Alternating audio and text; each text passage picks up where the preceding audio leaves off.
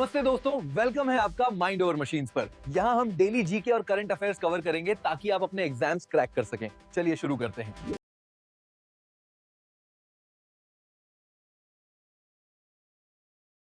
कभी सोचा है कि सिर्फ एक दिन, सिर्फ 24 घंटे किसी देश की पूरी कहानी कैसे बता सकते हैं? देखिए, 25 नवंबर का दिन भारत के लिए कुछ ऐसा ही था। एक ऐसा दिन जो हमें दिखाता है कि ये देश कैसे सोचता है, कैसे आगे बढ़ता है और अपनी जड़ों को कैसे याद रखता है। तो फिर सवाल ये उठता है कि किसी भी देश की कहानी असल में लिखी कैसे जाती है? क्या ये सिर्फ इतिहास की किताबों में दर्ज तारीखें हैं, या फिर ये उन फैसलों, उन उम्मीदों और उन संघर्षों से बनती हैं जो एक देश को उसका आज का रूप देते हैं? देखिए, ये कहानी लिखी जाती है संसद में होने वाली बहसों से, दुनिया के साथ बनाए जा रहे नए रिश्तों से और उन महान लोगों की यादों से जिन्हें हम कभी नहीं भूलते। तो चलिए आज की इन कहानियों में थोड़ा और गहरा उतरते हैं। शुरुआत करते हैं देश के कानूनों से, क्योंकि यहीं से तो ये तय होता है कि हमारा आने वाला कल कैसा होगा। आज संसद में सारा ध्यान एक शहर पर था, चंडीगढ़। सरकार ने 131वां संविधान संशोधन बिल पेश किया। ये एक ऐसा कदम है जो चंडीगढ़ का प्रशासनिक चेहरा हमेशा के लिए बदल सकता है। तो आखिर ये पूरी बहस है किस बारे में? देखिए, अभी की जो व्यवस्था है उसमें चंडीगढ़ का प्रशासन पंजाब के राज्यपाल के हाथ में है। लेकिन ये जो नया बिल है ये कहता है कि केंद्र सरकार सीधे एक लेफ्टिनेंट गवर्नर को नियुक्त करेगी। मतलब शहर का कंट्रोल राज्यों के प्रभाव से हटकर सीधे सीधे केंद्र के पास चला जाएगा। ये सारी बहस ना संविधान के एक बहुत ही खास अनुच्छेद आर्टिकल 240 के इर्द गिर्द घूम रही है।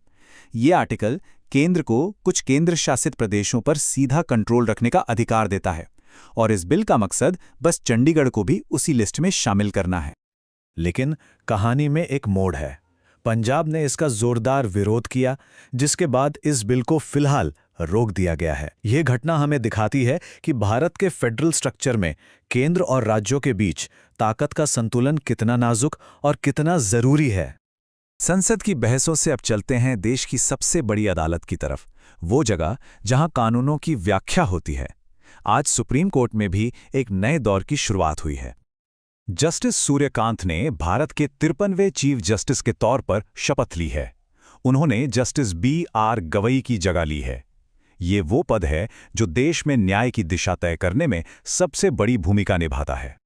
चलिए अब देश की सरहदों से बाहर निकलकर देखते हैं कि दुनिया के मंच पर भारत अपने रिश्ते कैसे मजबूत कर रहा है। उत्तरी प्रशांत महासागर की लहरों पर भारत और ऑस्ट्रेलिया की नौसेनाएं एक साथ अभ्यास कर रही हैं ऑसिंडेक्स 2025। पर यह सिर्फ एक मिलिट्री ड्रिल नहीं है, बल्कि इंडो पैसिफिक इलाके में एक मजबूत होती दोस्ती और स्ट्रेटेजिक पार्टनरशिप का जीता जागता सबूत है। इस एक्सरसाइज का मकसद बिल्कुल साफ है, समंदर के रास्ते सुरक्षित रहें और दोनों नौसेनाओं के बीच तालमेल इतना बढ़ जाए कि वो किसी भी चुनौती का मिलकर सामना कर सकें। भारत की तरफ से INS सह्याद्री इस अहम मिशन पर है। अब बात करते हैं भविष्य की, उन नई जीतों की और उन नए विचारों की जो भारत को कल की दुनिया के लिए तैयार कर रहे हैं। 25 नवंबर का दिन दो ऐसी ऐतिहासिक घटनाओं का गवाह बना जो पहली बार हुई, एक खेल के मैदान पर और दूसरी टेक्नोलॉजी की दुनिया में।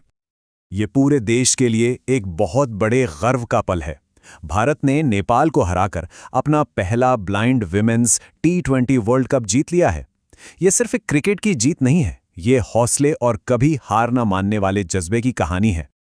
और वहीं टेक्नोलॉजी की दुनिया में भारत ने आर्टिफिशियल इंटेलिजेंस यानी AI के भविष्य को दिशा देने के लिए अपनी पहली इंडस्ट्री एसोसिएशन बना ली है। ये देश को AI की रेस में सबसे आगे ले जाने की एक बहुत बड़ी तैयारी है। इस एसोसिएशन का लक्ष्य सीधा सा है, भारत के जितने भी AI इनोवेटर्स हैं उन सबको एक मंच पर लाना, सरकार और इंडस्ट्री के बीच एक पुल का काम करना और ऐसा माहौल तैयार करना जिससे भारत AI का ग्लोबल हब बन सके। और अब एक ऐसा पल जो हमें भारतीय सिनेमा के एक ऐसे सितारे की याद दिलाता है जिनकी चमक हमेशा हमारे दिलों में रहेगी। आज देश ने अपने बहुत ही चहेते ही-मैन धर्मेंद्र जी को खो दिया।